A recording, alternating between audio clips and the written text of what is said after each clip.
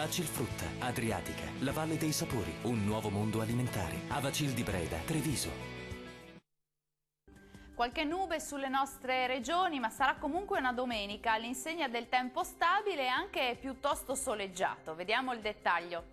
Sul Veneto cieli più nuvolosi, sulle alte pianure e sul Bellunese, anche con diffusa copertura, ma senza piogge. Maggiore soleggiamento altrove.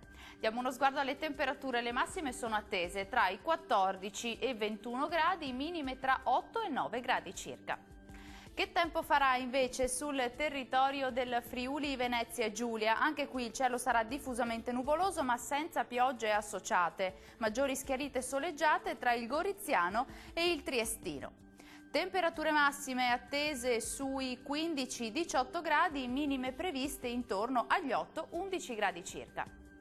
Concludiamo con uno sguardo alla situazione meteorologica del Trentino Alto Adige. Cieli irregolarmente nuvolosi, possibili anche addensamenti sul Trentino, ma comunque senza piogge.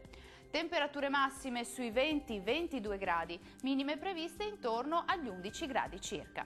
Il mare sarà generalmente poco mosso, i venti deboli sudorientali sulle zone costiere e moderati al largo. Dal meteo è tutto, arrivederci!